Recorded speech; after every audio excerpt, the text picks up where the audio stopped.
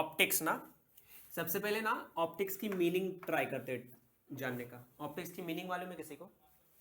Optics, optics क्या होता है? ऑप्टिक्स मतलब आंख, ऑप्टिक्स मतलब आंख, ठीक है। देखो क्या लिख रहा हूं मैं, ऑप्टिक्स मतलब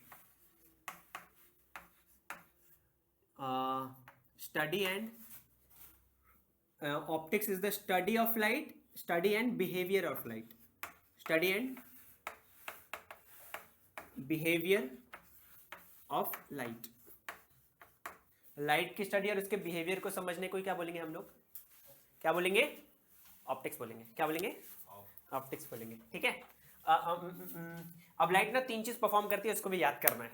कितनी चीज परफॉर्म करती है? तीन चीज परफॉर्म करते हैं। पहले उसके बारे में बात करते हैं, फिर इसके बाद देखते हैं ऑप्टिक्स से कितने पार्ट है। सबसे पहले बात, अगर मैं बोल रहा हूं study and behaviour of light, तो सबसे पहले किसके बारे में पढ़ना पड़ेगा? लाइट के बारे में पढ़ना पड़ेगा। लाइट क्या है?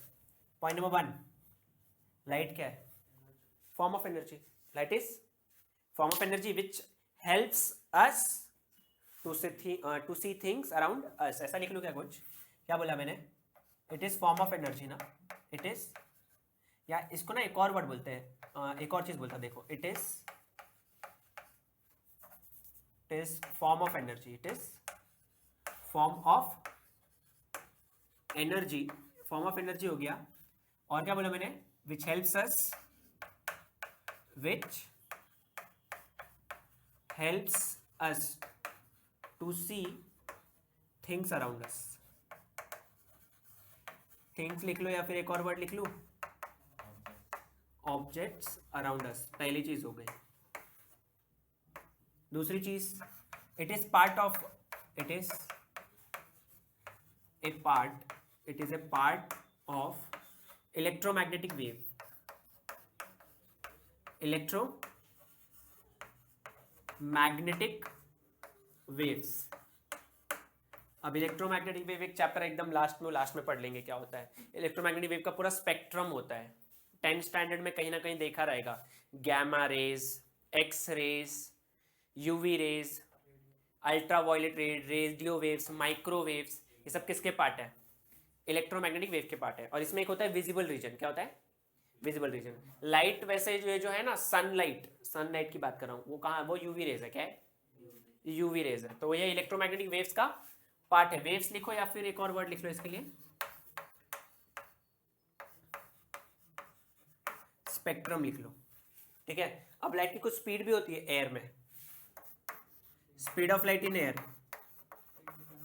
स्पीड ऑफ लाइट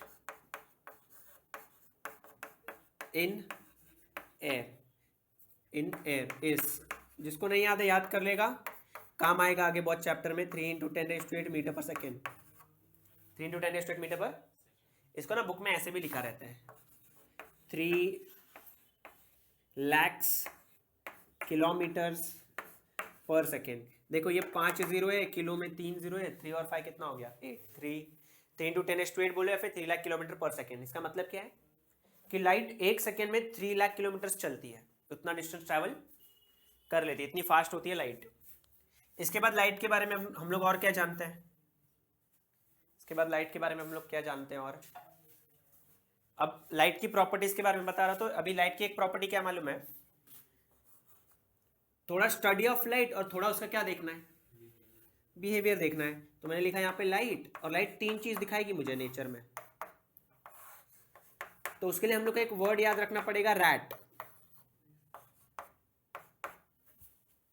रैट याद करना पड़ेगा। रैट मतलब एक होता है रिफ्लेक्शन, एक क्या होता है? आर है रिफ्लेक्शन, ए क्या होगा सोचो? हीट से रिलेटेड है, एब्जॉर्प्शन। थर्ड वाला बता दो, ट्रांसमिशन।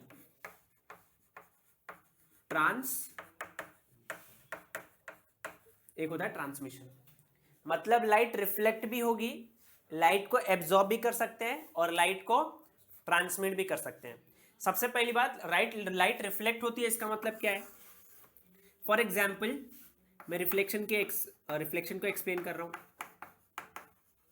पहले बेसिक रिफ्लेक्शन, नॉर्मली अगर मैं एक अमेटियर हूं, अमेटियर मतलब समझता है? हाँ मेच्योर बोलो, मेच्योर बोलो, क्या होता है वो? नादान बोलते हैं ना, नादान। ठीक है। सो अभी फिलहाल मैं ऐसा अज्यूम कर रहा हूँ कि मुझे कुछ मालूम नहीं है, मैं नया हूँ इस फील्ड में, मुझे रिफ्लेक्शन मालूम नहीं है। मैं ये बोल रहा हूँ कि मेरे सामने एक वॉल है, मिरर नहीं है ये, एक वॉल है, ठीक है, वॉल। मिरर को वैसे दिखाते हैं पर मैं वॉल बोल रहा हूँ। हम लोग यहाँ कहीं पे खड़े हैं, मुझे इस वॉल को देखना है और यहाँ पे सनलाइट है, मुझे वॉल को देखना है ना। अगर मुझे वॉल को देखना है तो तुम लोगों को तो मालूम है ना, सबसे पहले लाइट मेरी आंख में आएगी, उसके बाद वॉल दिखेगा, बराबर ना? फिर पहले जिसको देखना होता है, किसको देखना है? वॉल को। तो पहले वॉल पे गिरेगी, उसके बाद मेरी आंख में आएगी। अब आंख यहाँ पे मत बोलना, आंख में आएगी मेरी लाइट, कहाँ आएगी? आंख में। तो डायरेक्शन दिखाना, पहले कहाँ पे पड़ेगी? जिस ऑब्जेक्ट को देखना है उस पर, फिर मेरी आंख में आएगी, फिर मुझे वो चीज़ दिखेगी। तभी तो अगर फॉर एग्जाम्पल आंख बंद कर लूँ, मैं सपोज करो स्टैंड को ही देख रहा हूँ, स्टैंड को देख रहा हूँ, मुझे दिख क्यों रहा है? पहले लाइट किस पे पड़ रही है? स्टैंड पे। फिर कहाँ पे आ रही है? मेरी आंख में। अगर मैं लाइट को, इसको देख रहा हूँ, लाइट आ रही है, आंख बंद कर लो, लाइट इस पे पड़ रही है कि नहीं पड़ रही है? लाइट तो फॉल हो रही है, पर मेरी आंख में आ नहीं रही है, आंख के सरफेस तक आ रही है, अंदर नहीं जा पा रही है, दरवाजा ही बंद कर लिया है ना। तो ये कॉन्सेप्ट है रिफ्लेक्शन का। लाइट आएगी, ठीक है, जिसको देखना है उस पर पड़ेगी, और उसके बाद मुझे वो चीज़ दिखाई देगी। अब उसका कलर मुझे अलग अलग दिखता है, वो किसी और चैप्टर में पढ़ लेंगे, कलर क्यों अलग अलग है। खाली मैं बता रहा हूँ रिफ्लेक्शन कैसे होता है। क्या बोला मैंने? रिफ्लेक्शन कैसे होता है। इसके बाद एब्जॉर्प्शन की बात करते हैं,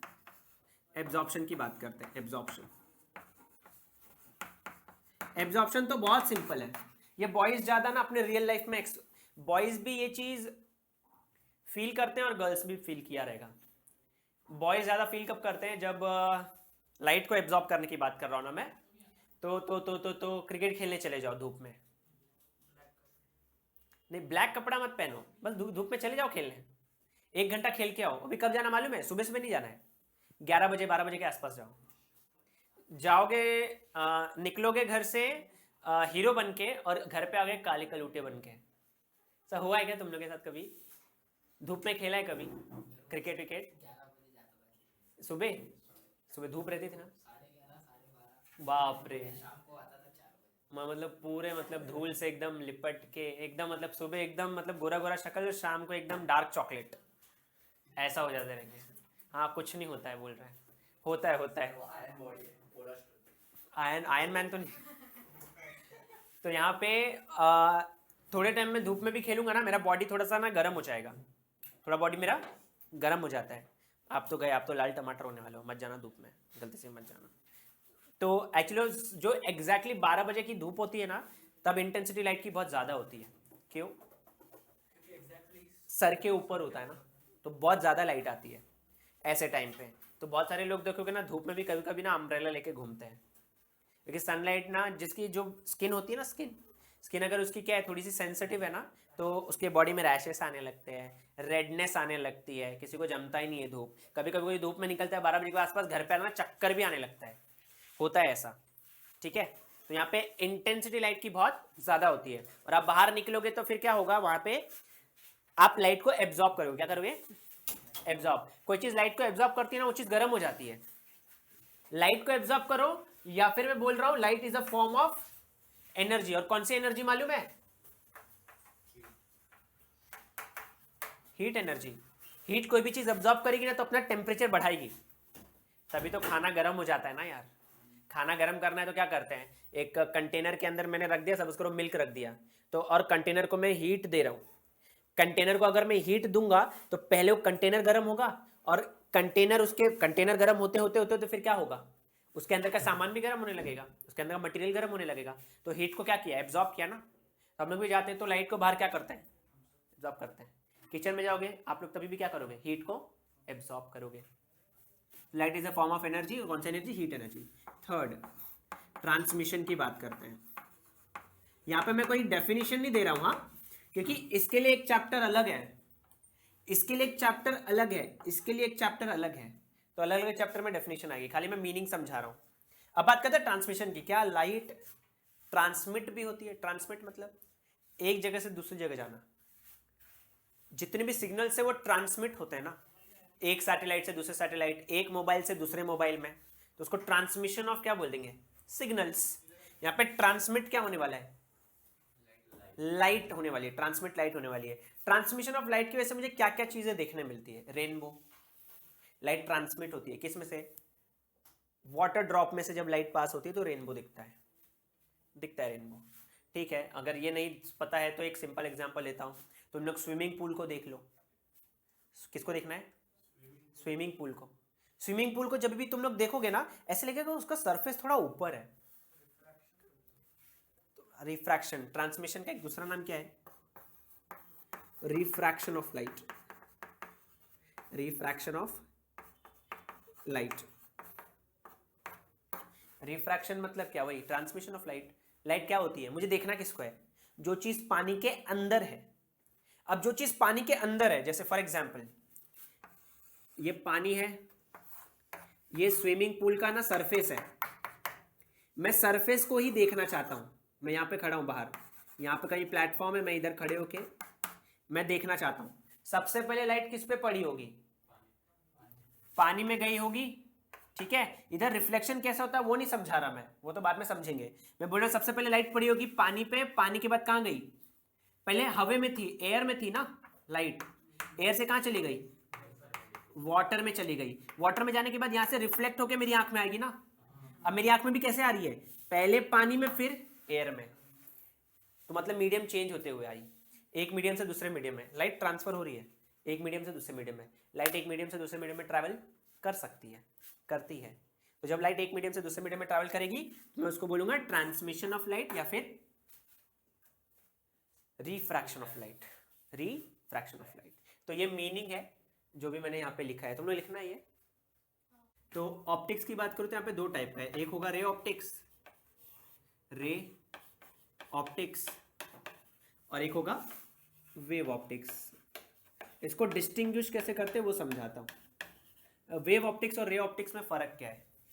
पहला, रे ऑप्टिक्स में लाइट का वेवलेंथ, किसका वेवलेंथ, लाइट का वेवलेंथ, जिस पे आप उस लाइट को फॉल कराओगे, मतलब ऑब्जेक्ट का साइज, लाइट का वेवलेंथ और ऑब्जेक्ट का साइज दोनों डिफर करते हैं, दोनों मतलब सेम नहीं होता है। इसका मतलब साइज का ऑब्जेक्ट लाइट की वेवलेंथ से बड़ा होता है, तब रे ऑप्टिक्स की स्टडी करेंगे। फिर से बताता हूं, रे ऑप्टिक्स में क्या होगा, रे ऑप्टिक्स में क्या होगा, ऑप्टिक्स मतलब स्टडी ऑफ लाइट, लाइट का बिहेवियर के बारे में स्टडी, और उसमें भी दो स्टडी करना होता है, एक रे ऑप्टिक्स और एक वेव ऑप्टिक्स। अब इसको डिस्टिंग्विश कैसे करेंगे, रे ऑप्टिक्स में क्या बोला मैंने, size of object, size of object is greater than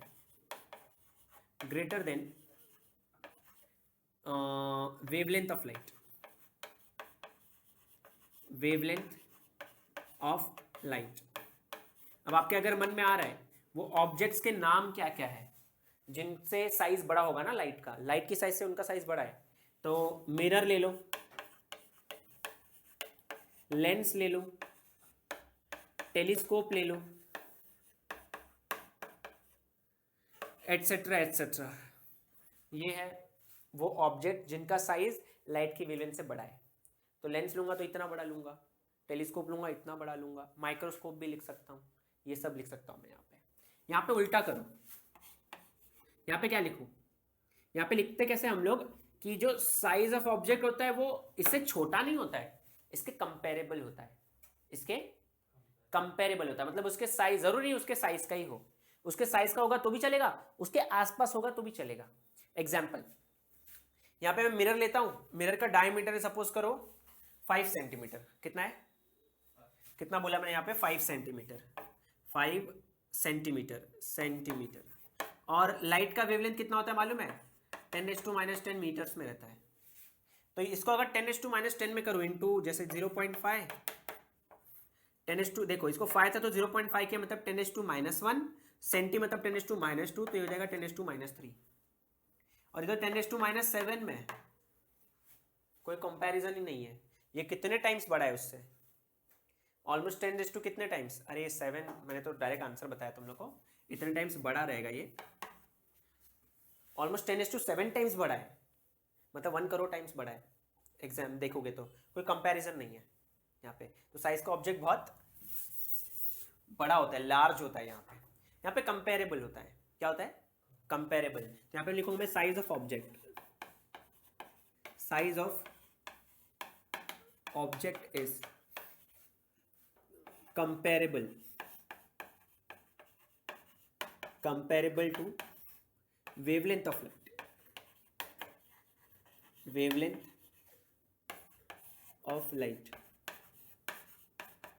अब तुम लोग सोच रहे हो कि ऐसे कौन सी चीज़ है जो लाइट के कंपेयर में होगी, ठीक है। तो हम लोग ना कुछ एक्सपेरिमेंट्स पढ़ने वाले 12th स्टैंडर्ड में। ये पूरा 12th स्टैंडर्ड का पार्ट है, ठीक है, और ये पूरा 11th स्टैंडर्ड का पार्ट है। तो ये पूरा 11th पढ़ेंगे, ये पूरा 12th।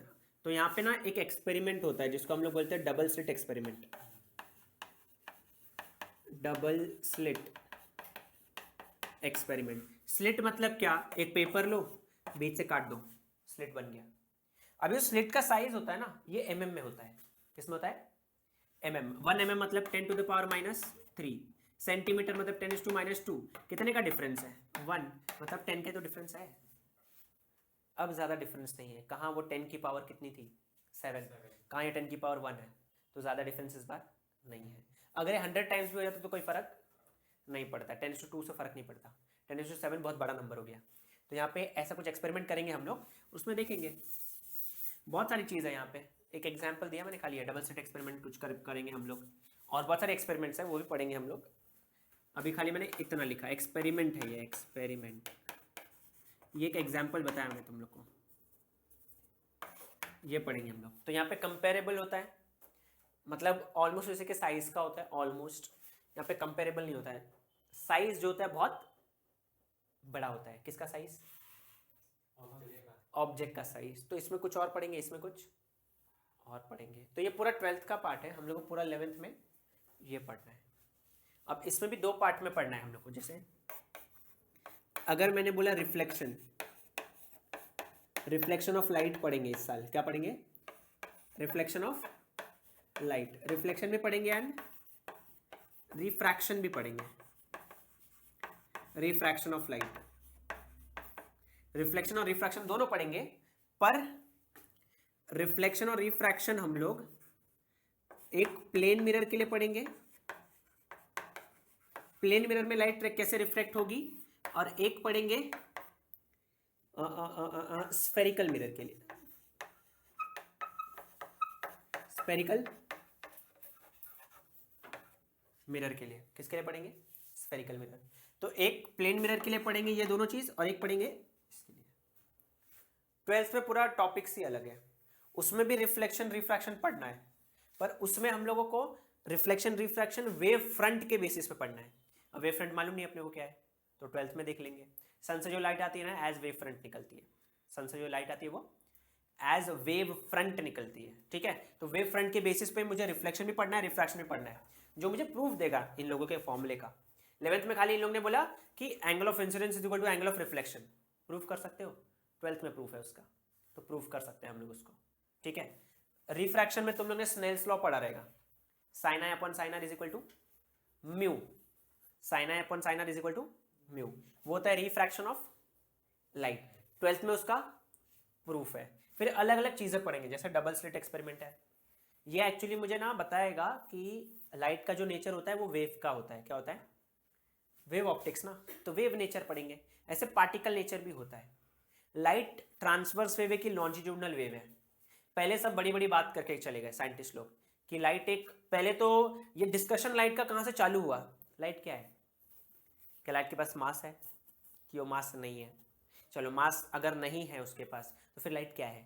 तो पहले कुछ लोग बोलते थे पार्टिकल है, फिर कुछ लोग बोलते थे कि पार्टिकल नहीं है, वेव है, खाली बोलते थे। फिर एक बंदे ने बोला कि नहीं, वो पार्टिकल नहीं है, वो है वेव, क्योंकि पार्टिकल होता तो मुझे आके हिट करना चाहिए, वो मैं तो खड़ा हूँ, मुझे कुछ हो नहीं रहा है।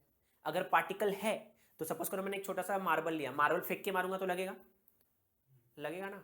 लाइट मुझे फेंक के, लाइट तो आ ही रही है कंटिन्यूसली, मुझे तो लग नहीं रहा है, मतलब लाइट पार्टिकल, लाइट वेव है। लाइट क्या है? ये थोड़ा सा एक बात हुई है। फिर लाइट वेव के बाद क्वेश्चन है कौन सी वेव है, क्योंकि मेरे पास तो अलग अलग वेव है, लॉन्जिट्यूडनल वेव है, ट्रांसवर्स वेव है, कौन सी वेव है? तो एक साइंटिस्ट ने बोला लॉन्जिट्यूडनल वेव है, अपनी थियरी दे दिया। पर बाद में प्रूफ कर दिया एक दिन लॉन्जिट्यूडनल नहीं है, ट्रांसवर्स है। तो प्रूफ करते हैं, प्रूफ करने के लिए क्या करना पड़ेगा? एक्सपेरिमेंट।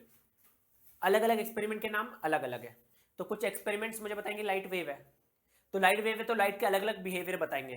कभी कभी लाइट की इंटेंसिटी कम कर दूंगा मैं, जैसे थिएटर्स में जाता हूँ, थिएटर्स में जाओ स्क्रीन पे एकदम लाइट लाइट दिखता है, पर जैसे तुम लोग गॉगल पहनोगे, गॉगल थोड़ा अंधेरा अंधेरा हो जाएगा, बस स्क्रीन एकदम मस्त दिखेगी, स्क्रीन एकदम अच्छी सी दिखती है, लाइट की इंटेंसिटी डिक्रीज हो जाती है। उसको पोलराइजेशन ऑफ लाइट बोलते हैं।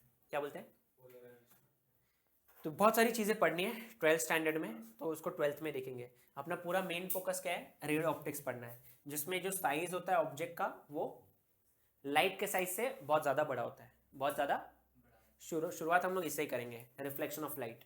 रिफ्लेक्शन में भी दो है, रिफ्लेक्शन बाय प्लेन मिरर और रिफ्लेक्शन बाय स्फेरिकल मिरर। ठीक है, समझा? इतना नोट डाउन कर लिया? जल्दी नोट डाउन करो। चलो आगे बढ़ते हैं। अभी बात करें सबसे पहले reflection by plane mirror. Reflection by plane mirror, reflection देखना है। Reflection by plane mirror, by ये वाला प्लेन लिख लो, ये वाला प्लेन लिख लो, दोनों लिख सकते हैं तुम लोग, प्लेन मिरर। मैं इसको दो तरीके से समझाऊंगा, रिफ्लेक्शन को दो तरीके से समझेंगे हम लोग। एक बार इमेज फॉर्म करेंगे, एक बार ऐसा 10th में पढ़ा है ना, वैसे पढ़ेंगे। दो तरीके से समझाऊंगा इसको। पहले प्लेन मिरर की बात करते हो, सिर्फ प्लेन मिरर बनाऊंगा। मिरर कैसे बनाते हैं मालूम है? डायग्राम नहीं, रियल में मिरर कैसे बनाते हैं। तो मिरर बनाने का दो तरीका है। तो मिरर एक्चुअली ग्लास से बनता है, ग्लास है ना, सिल्वर फॉइल से बनता है। तो एक्चुअली क्या करते हैं हम लोग, ग्लास लेते हैं, अगर मुझे ये पार्ट यूज करना है ग्लास का, तो पीछे में सिल्वर कोटिंग कर लेता हूँ। और ग्लास का एक दूसरे बनाने का मेथड है, ग्लास ले लो, ग्लास के ऊपर तुम लोग सिलिका ऑक्साइड डाल दो। सिलिका ऑक्साइड शायद से एक लिक्विड होता है, शायद से नहीं, वो एक लिक्विड होता है। उस लिक्विड की प्रॉपर्टी क्या है, लिक्विड को डालोगे ना, और तुम लोग बस ना ये जिस पे डाला है सरफेस उसको टैप करो, वो ऑटोमेटिकली ऐसा ना स्प्रेड हो जाता है, वो भी बराबर से इवनली स्प्रेड होता है, कंप्लीटली इवनली, मतलब इक्वल प्रोपोर्शन में हर जगह पे स्प्रेड हो जाता है। और स्प्रेड होने के बाद फिर वो अपना मिरर फॉर्म हो जाता है। और हम लोग ना सैंड से भी मिरर बनाते हैं। सैंड मतलब क्या, जुहू वाली सैंड है ना, जुहू वाली जो सैंड है उसको हाई टेम्परेचर पे बर्न करेंगे ना तो मिरर बन जाता है। मिरर नहीं बनता है, ग्लास बनता है। फिर ग्लास की हम लोग क्या करते हैं, पॉलिशिंग चालू करते हैं, बहुत पॉलिश करते हैं, बाद में पीछे से क्या कर देंगे, सिल्वर कोटिंग करते हैं। सिल्वर कोटिंग का मतलब है कि मैं एक मेटल का सरफेस, सिल्वर क्या है, मेटल है ना, मेटल सरफेस लगा देता हूँ, फिर उसको भी और प्लेन कर देता हूँ मैं, तो मिरर बन जाता है वो। बहुत बड़ा प्रोसेस है ये, बहुत बड़ा मतलब बहुत बड़ा भी नहीं है, छोटा सा प्रोसेस होता है। बड़ी बड़ी कंपनीज होती है ऐसे ही फॉर्म करती है। तो बड़ी बड़ी कंपनी रेत से बनाती है, रेत को हाई टेम्परेचर पे क्या करेंगी, बर्न करेंगी। इतना बर्न करती है, इतना बर्न करती है, वो जो रेत होती है ना, रेत बर्न होने के बाद च्युइंगम बन जाता है, सच में च्युइंगम बन जाता है वो, और एकदम रेड लावल की तरह दिखता है। फिर उसको ठंडा करेंगे, ठंडा करने के बाद उसको फिर प्लेन करेंगे, प्लेन करने के बाद उसकी क्लीनिंग करेंगे, क्लीनिंग करने, हाँ ट्रांसपेरेंट हो जाता है वो, ट्रांसपेरेंट हो जाता है, एकदम ट्रांसपेरेंट। पर सिर्फ रेत से नहीं बनाते, उसमें और भी सब्सटेंस है, कार्बन क्या बोलते हैं, CaSO3 को क्या बोलते हैं, कैल्शियम कार्बोनेट, कैल्शियम कार्बोनेट, बहुत सारी चीज़ मिलाते हैं उसमें ताकि वो और ट्रांसपेरेंट हो जाए, उसके जितने भी इम्प्योरिटीज है वो अलग हो जाए। इम्प्योरिटीज क्या हो जाए, अलग अलग हो जाए, इम्प्योरिटीज भी निकालते हैं हम लोग। सिर्फ तुम लोग रेत को जलाओगे ना वो सफ़ेद सफ़ेद हो जाएगा ग्लास की तरह, उसमें इम्प्योरिटीज रहती है। उसको हटाने के लिए अलग अलग चीज़ें मैं उसमें डालता हूँ, सब्सटेंस या मटीरियल्स डालता हूँ मैं, मटीरियल्स नहीं सब्सटेंस डालता हूँ। तो और एक कैल्शियम कार्बोनेट भी होता है उसमें, तो डालते हैं उसको, हाई टेम्परेचर पे बर्न करते हैं, फिर वो चिंगम जैसा हो जाता है, च्युइंगम जैसा एकदम लावा की तरह पर जलते रहता है वो। फिर उसको ठंडा करेंगे, उसको कूल करने के बाद फिर उसको एक मशीन के अंदर डाल देंगे और मशीन उसको प्लेन कर देगा पूरा। क्योंकि चिंगम कैसा है, ऐसे जैसे पता नहीं वो आटा को गूंद लेते हैं फिर डो डो बन जाता है, तो डो की तरह रहता है वो। फिर उसको लेते हैं, फिर उसको ठंडा करने के लिए डालते हैं, ठंडा हो गया एक मशीन डालेंगे, मशीन उसको प्लेन कर देगा। जब वो प्लेन कर देते हैं फिर उसको एक समझ लो एक शावर से उसको पास कराएंगे, ठंडे शावर से, ठंडा भी हो जाए और क्लीन भी हो जाए। तो क्लीनिंग करते हैं उसकी ताकि और सफ़ेद दिखने, एकदम ट्रांसपेरेंट दिखने लगे। एक बार ट्रांसपेरेंट दिखने लग गया, उसको लेके आके उसकी कटिंग करते हैं, मुझे कैसा चाहिए। कटिंग करने के बाद फिर उसकी पॉलिशिंग वापस से करते हैं, ठीक है। उसको और ठंडा करते हैं, जितना ज़्यादा ठंडा करेंगे उतना ज़्यादा वो सॉलिड होता जाएगा। एक बार ठंडा हो गया फिर उसको मैन्युफैक्चरिंग के बाद भेज देते हैं जिसको जहाँ जहाँ जो ज़रूरत होती है। ऐसे पूरा मिरर बनता है। पहले ये सब ग्लास था, इसके बाद कोटिंग अलग से होती है उसकी, सिल्वर कोटिंग बोलते हैं उसको, करने के बाद फिर भेजते हैं उसको। ऐसे आपको ग्लास मिलता है।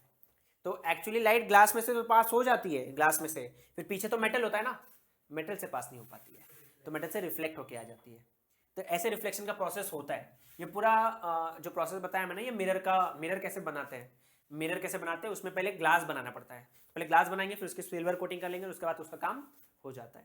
तो पहले मैं वो 10th में कैसे करते थे हम लोग रिफ्लेक्शन ऑफ लाइट, वो बताने की कोशिश कर रहा हूँ, और डेफिनेशन क्या होगी वो समझा रहा हूँ मैं सबसे पहले, ठीक है।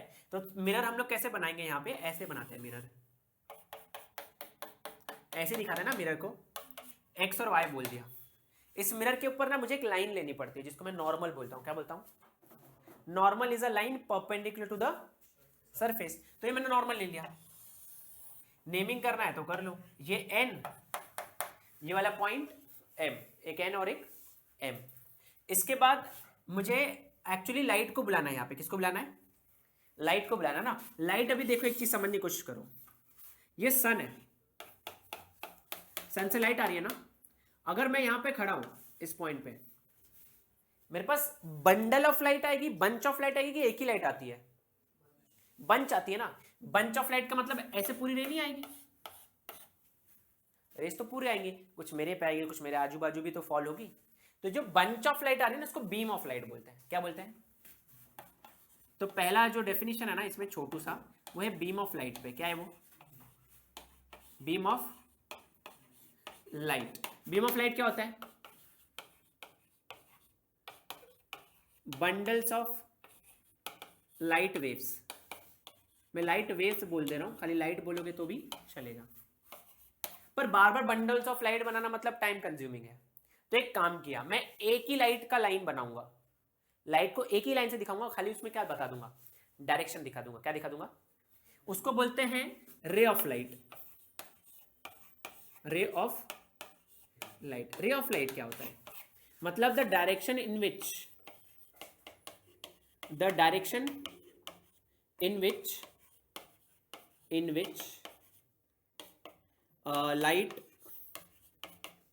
लाइट प्रोपोगेट्स, लिख दो, लाइट प्रोपोगेट्स, प्रोपेगेट लिख दो, या फिर और सिंपल भाषा में ट्रैवल लिख दो। एक नया वर्ड है ट्रैवर्स। ट्रैवर्स का मतलब भी क्या होता है? Travel. When light traverse, traverse मतलब ट्रैवल। वैसे इंग्लिश टूटी फूटी है, उसमें भी और लोग कचरा कर रहे हैं, तो ट्रैवल लिखना, ट्रैवर्स बता दिया, लिखते हैं। The direction in which light travels is known as ray of light. Simple भाषा में अगर कोई पूछेगा रे ऑफ लाइट मतलब, तो क्या बताओगे?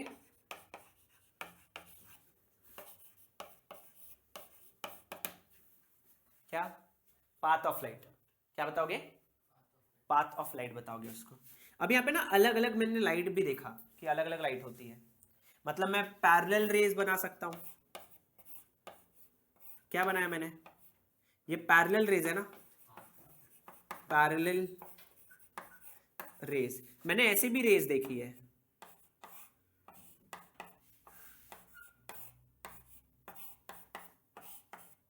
ये ऐसे नहीं लग रहा है क्या सब एक ही पॉइंट पे आके मिलने की कोशिश कर रहे हैं?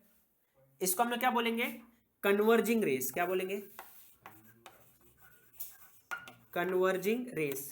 कन्वर्ज का क्या मतलब होता है? एक पॉइंट पे आके मीट करते हैं। कभी कभी आपको ऐसे भी दिख जाएंगे, फिर तो एक कन्वर्जिंग हो गया, तो एक क्या हो जाएगा? Diverging rays. क्या हो जाएगा ये? डाइवर्ज मतलब डाइवर्जिंग रेस। अगर ये एक पॉइंट पे मीट कर रहे हैं तो ये एक पॉइंट से अलग हो जाएंगे। रोड पे भी डाइवर्जन लगाते हैं। ये एक रोड था तो उधर लिखा रहेगा डाइवर्जन। डाइवर्जन मतलब अलग हो जाना, दूर जाना, तो डाइवर्जिंग रेस होती है। तो मैं यहाँ पे क्या यूज करने वाला? मैं रे ऑफ लाइट यूज करूंगा। बार बार वो पूरी लाइट गिराने से अच्छा मैं एक रे ऑफ लाइट यूज कर लूंगा। ठीक है। रे ऑफ लाइट क्या होती है? एक single line with a direction, with an arrow. एक लाइन अभी राइट जा सकती है, लेफ्ट जा सकती है, अपवर्ड जा सकती है, या फिर डाउनवर्ड जा सकती है, अपने ऊपर है। अभी यहां से मैं लाइट को फॉल कराना चाहता हूं। लाइट को हमेशा याद रखना एक चीज, नॉर्मल ड्रॉ कैसे करते हैं। नॉर्मल को कैसे ड्रॉ करते हैं? ठीक है। नॉर्मल को कैसे ड्रॉ करेंगे? पॉइंट ऑफ इंसिडेंस पे नॉर्मल बनाते हैं। क्या बोला मैंने? पॉइंट ऑफ इंसिडेंस पे ही हमेशा नॉर्मल बनाएंगे। पॉइंट ऑफ इंसिडेंस मतलब क्या, इसको 2 मिनट के लिए रब करता हूं। मतलब लाइट अगर ऐसे आई, सपोज करो, जहां पे लाइट पड़ी ना वहां पे नॉर्मल बनाते हैं, ऐसा, ये याद रखोगे तुम लोग। ये मेरा पॉइंट ऑफ इंसिडेंस हो गया, ये वाला, यहां पे नॉर्मल ड्रॉ किया मैंने, ये नॉर्मल हो गया मेरा। अब जैसे लाइट आती है ना रिफ्लेक्शन में, वैसे ही चले जाती है। ये तो सीखा है हम लोग ने, है ना। जो लाइट सरफेस को हिट करेगी उसका नाम होता है IR। क्या है ये, इंसिडेंस रे या इंसिडेंट रे। RR क्या होता है, रिफ्लेक्टेड रे। तो ये इंसिडेंट रे, ये reflected ray. Light always travels in a straight line, light always travels in a straight line. Light की प्रॉपर्टी है लाइट ऑलवेज ट्रेवल्स इन अ, मतलब लाइट ऐसे जाना चाहती थी भाई, लाइट ऐसे गई क्या, नहीं, लाइट ऐसे नहीं गई। मतलब लाइट को जाना ऐसे था पर लाइट ऐसे चली गई, लाइट को जाना ऐसे था पर लाइट ऐसे चली गई। मतलब इतना क्या हो गई, लाइट बेंड हो गई। क्या हो गई, बेंड हो गई। इतना लाइट बेंड हो गई। इस बेंडिंग को हम लोग इस सिंबल से दिखाते हैं। डेल्टा बोलो या डेल्ट बोलो, जो बोलना है बोल सकते हो। मैं इसको डेल्ट बोलता हूं, जिसका नाम क्या है, एंगल ऑफ बेंडिंग बोल दो। पर एंगल ऑफ बेंडिंग बहुत कैसा साउंड करता है, एकदम मतलब स्ट्रेट फॉरवर्ड साउंड करता है। साइंस की भाषा में बेंडिंग को क्या बोलते हैं, डेविएशन। डेविएशन रीड करते हैं कुछ लोग डीविएशन रीड करता है। जो रीड करना रीड कर लो, मैं डेविएशन बोलता हूं। Deviation, angle of deviation. Incident ray और नॉर्मल जो एंगल बनाती है, एंगल ऑफ इंसिडेंस बोलते हैं। इंसिडेंट रे और नॉर्मल जो बनाएगी, angle of incidence. Reflected ray और नॉर्मल जो बनाएगी वो क्या होगा, एंगल ऑफ रिफ्लेक्शन। तो आई क्या है, एंगल ऑफ इंसिडेंस, और आर क्या है, angle of reflection, angle of reflection. Exam में डेफिनेशन या फिर ऐसे एमसीक्यू में दे देता है। What is angle of incidence, angle between incident ray and normal. Angle of reflection, angle made between normal and reflected ray, normal and reflected ray, ऐसा बोल सकता हूं मैं। अब यहां पे एक और एंगल ये लोग देते हैं, ये वाला। इसको बहुत प्यार से नाम रखते हैं, इसको AGOG के हिसाब से बोलते हैं। क्या नाम है इसका मालूम है, थीटा जी। मैथ्स में थीटा, इसमें थीटा जी। सर जी, मैडम जी, थीटा जी। तो थीटा जी का नाम क्या है, नाम याद है क्या किसी को,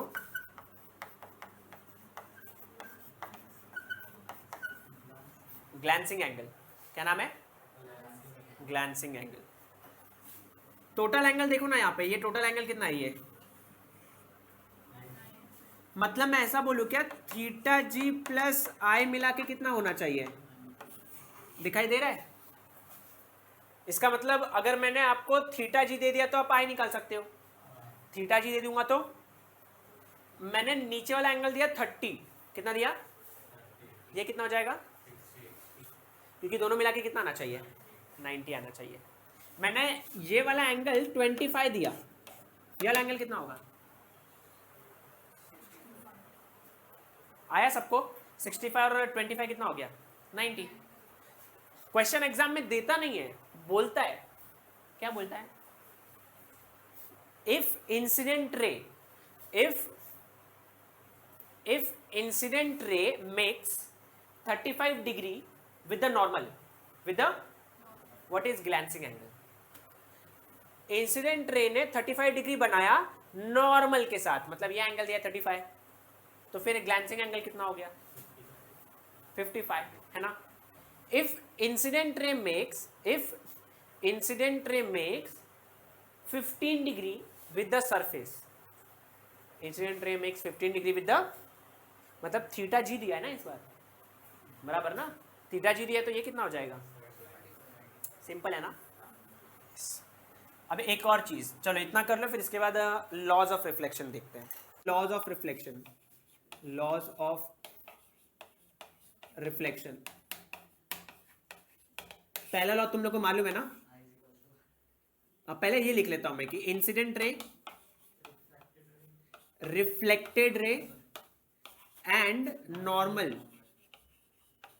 क्या लिखो आगे, all lie in the same plane, in the same plane.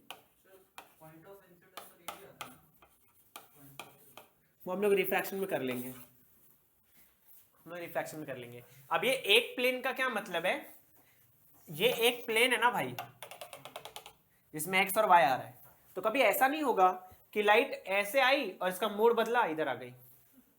Light छोड़ोगे तो ये ऐसे ही जाएगी, उसमें नहीं जाएगी, एक ही प्लेन में काम करती है लाइट, ये बोलने का मतलब है। अब इसके बाद दूसरा है, पहले वर्ड्स में लिख लेते हैं, एग्जाम में ऐसे लिखने आता है, the angle of incidence, angle of incidence is equal to angle of reflection, angle of, बोलने का मतलब है कि angle I is equal to angle R। सोच के देखो ना, अगर ये दोनों एंगल सेम है, ये दोनों भी सेम ही होने चाहिए ना, तो ये थीटा जी है, तो ये वाला सिर्फ इतना एंगल, ये एंगल कितना हो गया, ये सब तो सिंपल चीज है ना। अब एक और चीज सुनो भी, ये और ये सेम है, और ये जो टोटल एंगल है वो क्या है, ये पूरा एंगल बता दो, ये 180। ये 180 कितने लोग से मिलकर बना है, सुनना, एक ये और एक ये, ऐसा बोल दूं, I plus r plus delta, I और R तो सेम है ना, तो कितना हो जाएगा 2I। देखो ना, R के जगह पे क्या लिख सकता हूं मैं, I प्लस I कितना हो गया, प्लस डेल्टा। सबको समझा, समझा, डेल्टा निकाल लो, 2I को इधर भेज दो, 180 माइनस 2I, ये है एंगल ऑफ डेविएशन रिफ्लेक्शन के केस में, angle of deviation for reflection, for reflection, याद करना पड़ेगा इसको, इस पे एंट्रेंस में एक दो क्वेश्चन आ सकता है। एग्जाम में क्वेश्चन क्या पूछेगा, सुनना ध्यान से, if incident ray makes 25 degree with the surface, if incident ray makes, what is angle of deviation, what is angle of, सोचो अभी थोड़ा, ये वाला एंगल कितना दिया मैंने, ये कितना हो गया 55, 5 2 7 1 8, 65 हो गया, ये 65 हो गया, एंगल ऑफ इंसिडेंस आ गया, यही चाहिए था मुझे, पुट कर दो इधर, आए 65 का डबल करो 130, 180 में से माइनस कर दो। तो एग्जाम ऐसा नहीं बोलेगा तुमको मैं आई दे रहा हूं, तुमको मैं थीटा जी दे रहा हूं, वो बताएगा, डेफिनेशन के फॉर्म में बताएगा कि if incident ray makes something something या so and so angle with surface, या incident ray makes so and so angle with normal, तो फिर एंगल ऑफ डेविएशन बताओ, एमसीक्यूज में आता है, तो उसमें कर सकते हैं हम लोग। समझाइए, इस वाले पार्ट को नोट डाउन करो, अभी इमेज वाला बताता हूं मैं। तो अभी हम लोग देखने जा रहे हैं image formation, image formation by reflection, bye reflection, image formation by, अभी थोड़ा ट्रिक्स भी सीखेंगे इधर हम लोग कि एक रे डायग्राम कैसे बनाना होता है इमेज फॉर्मेशन में। तो अभी फिलहाल मैं ना दो चीज बताऊंगा आपको, एक पॉइंट ऑब्जेक्ट का इमेज कैसे बनाएंगे, एक पॉइंट ऑब्जेक्ट का कैसे बनाएंगे, और एक एक्सटेंडेड ऑब्जेक्ट का कैसे बनाएंगे। पॉइंट ऑब्जेक्ट मतलब पॉइंट लूंगा, एक्सटेंडेड मतलब मैं खुद, पॉइंट नहीं है ना, बहुत सारे पॉइंट से मिलके बने, तो वो एक्सटेंडेड ऑब्जेक्ट है। मेरे आसपास जितने भी ऑब्जेक्ट है सबको किस कैटेगरी में डाल दिया मैंने, एक्सटेंडेड ऑब्जेक्ट्स, किसमें। तो अब यहाँ पे देखो कैसे बनाते हैं इसको, तो यहाँ पे मैं पॉइंट के लिए बनाता हूँ, for point image, for point object. अब मिरर ऐसे बनाऊंगा मैं, ये मिरर है, ऐसे मिरर सामने है मेरे, तुम लोग मिरर को देख रहे हो, ठीक है। ऑब्जेक्ट कुछ यहाँ पे है, यहाँ पे ऐसे ऑब्जेक्ट है, ये O है।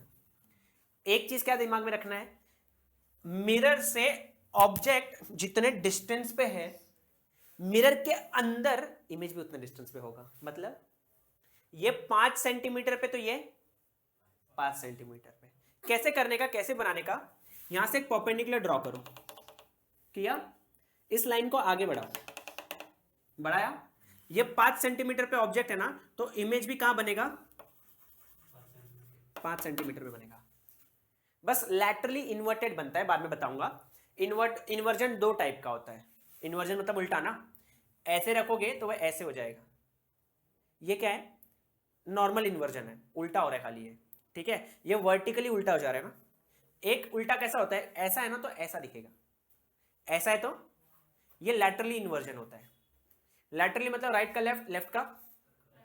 एक होता है ऐसे उल्टा हो जाना, ये इन्वर्ट हो गया, ये सिर्फ इन्वर्ट है, ठीक है। अब ऑब्जेक्ट कितने डिस्टेंस पे, सपोज करो ऑब्जेक्ट के डिस्टेंस को वैसे यू बोलते हैं, नहीं मालूम है तो याद कर लो, ऑब्जेक्ट के डिस्टेंस को और इमेज के डिस्टेंस को। तो मुझे दिख रहा है ना u इज इक्वल टू,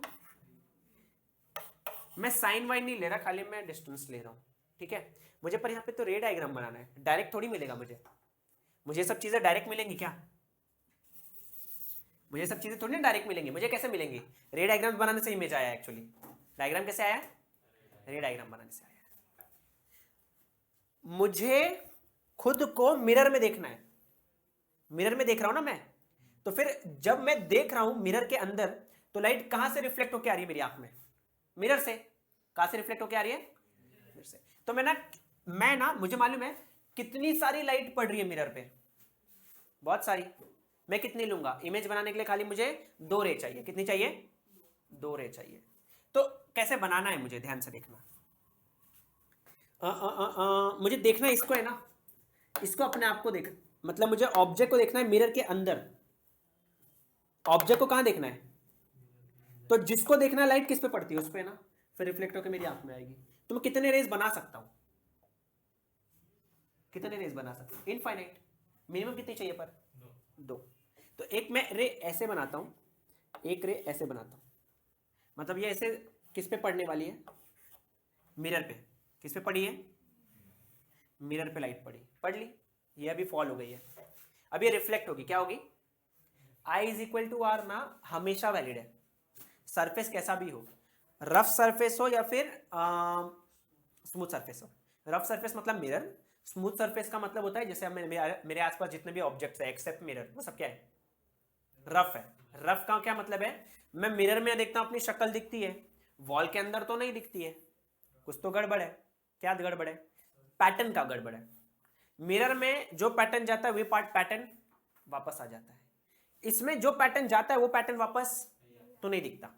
ये है, वो भी मैं एक्सप्लेन करूंगा, आगे है वो।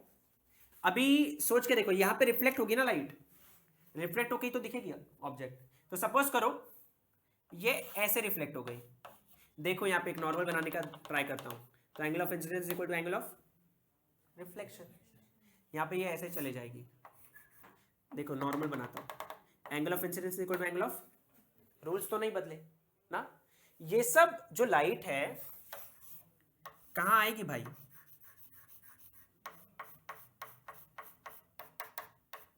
कहां आ रही है ये सब लाइट, मेरी आंख में आएगी। अब ऐसा मत बोला सर लाइट तो इधर जा रही है, आंख इधर है। लाइट कितनी छोटी है, लाइट आएगी ना भाई बहुत सारी। मैंने क्या किया, खाली यहां पे बताया कि मैं यहां खड़े होके देख रहा हूं। तो जब ये लाइट मेरी आंख में आएगी, लाइट जब मेरी आंख में आएगी, मेरी आंख क्या बोलेगी लाइट को, कि light always travels in a straight line. Light straight line में ट्रैवल करते हैं। मेरी आंख को मालूम है क्या कि लाइट बेंड होती है, लाइट को नहीं मालूम है। तो लाइट क्या बोलेगी, लाइट, मेरी आंख क्या बोलेगी, लाइट ऑलवेज ट्रैवल्स इन अ, तो ना ये जो लाइट मेरी आंख में आ रही है, मेरी आंख इसको बैक ट्रेस करना चालू करेगी। लो भाई बैक ट्रेस की, ऐसे जाते जाएगी, ऐसे इसको भी बैक ट्रेस करेगी। चाहिए तो एक और रे बना लो, ऐसे स्ट्रेट गई, खुशी की बात है स्ट्रेट जाएगी तो ये स्ट्रेट ही वापस आती है, क्योंकि एंगल ऑफ इंसिडेंस कितना है, 0। एंगल ऑफ रिफ्लेक्शन कितना होगा, 0। जैसे गई वैसे ही वापस आ गई। अब इसको भी बैक ट्रेस करेगी लाइट की, बैक ट्रेस।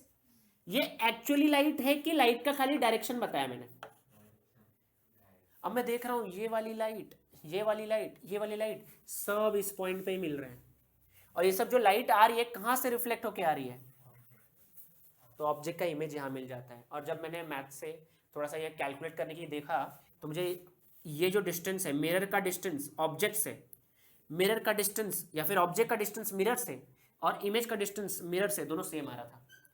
ऑब्जेक्ट डिस्टेंस को हमेशा याद रखो, ऑब्जेक्ट डिस्टेंस, ऑब्जेक्ट डिस्टेंस को यू से दिखाते हैं, और वी मतलब क्या,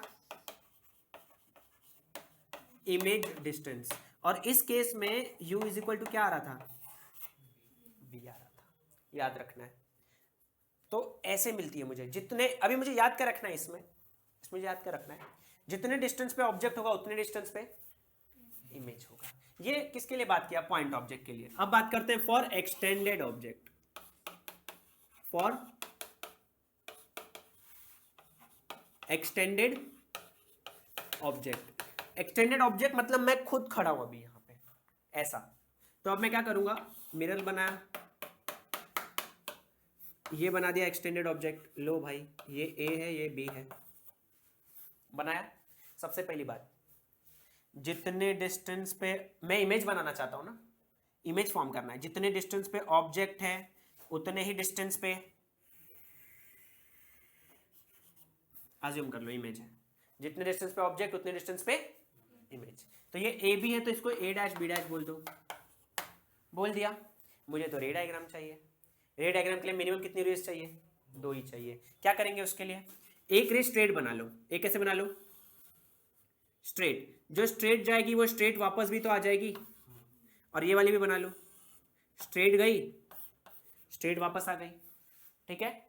अब मुझे रे डायग्राम बनाना है ना, अभी ध्यान से सुनना। एक रे यहां से ऐसे पास करा दो, ऐसे, एक नीचे पास करा दो।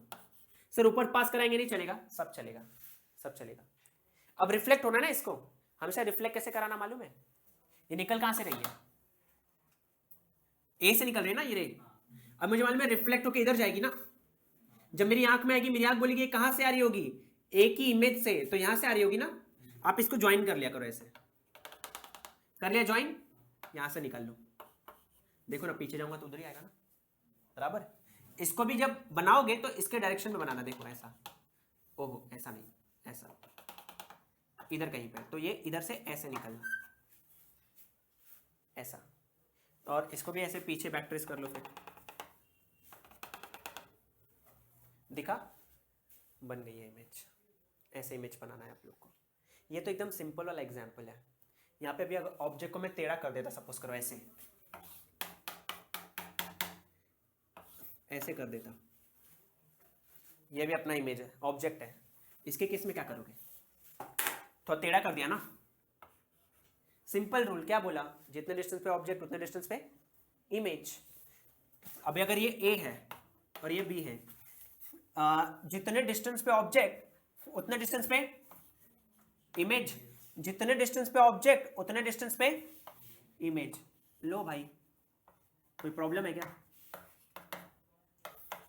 सोचो ना। अभी ये मिरर है, ये रखा स्ट्रेट दिख रहा है, इसको मिरर से दूर करूंगा, मिरर वर्ल्ड के अंदर वो भी तो दूर जाएगा, समझ रहे हो। ऐसे था मिरर वर्ल्ड, रियल लाइफ में मैं क्या कर रहा हूं, दूर कर रहा हूं ना, तो रियल लाइफ में भी मतलब मिरर वर्ल्ड में भी तो दूर ही जाएगा ना, समझा। ऐसे बनाते हैं। रे डायग्राम कैसे बनाना है, 2 रे निकाल लो ना, एक रे ऐसे निकालो, ये ऐसे करके ऐसे निकाल लिया, एक रे सपोज करो मैं ऐसे निकाल रहा हूँ, ऐसे निकाल रहा हूँ, तो इसको पहले ज्वाइन कर लो, ऐसे निकाल लो भाई, और एक स्ट्रेट निकाल लो, ये ऐसे गया, ऐसे आ गया, स्ट्रेट गया, स्ट्रेट आ गया, उसका इमेज बन गया। इसको बैक ट्रेस कर लो, हो गया खत्म। तो अगर मैंने इसको, रियल है ना ये रियल, इसको रियल वर्ल्ड में मैं दूर लेके जाऊंगा मिरर से, इसको मतलब ये ऑब्जेक्ट है ना, ऑब्जेक्ट को मिरर से रियल वर्ल्ड में दूर लेके गया, तो ये जब इधर बनेगा ये भी तो मिरर से दूर ही जाएगा ना, है ना। तो ये अगर ऐसे दूर जाएगा तो यहां पे भी ऐसे दूर जाएगा, तो मैं नजदीक आऊंगा तो वो भी नजदीक आएगा, मैं दूर जाऊंगा तो वो भी दूर जाएगा, नजदीक आऊंगा तो नजदीक, दूर आएगा तो दूर। समझा, नोट डाउन कर लो। ये इमेज फॉर्मेशन था।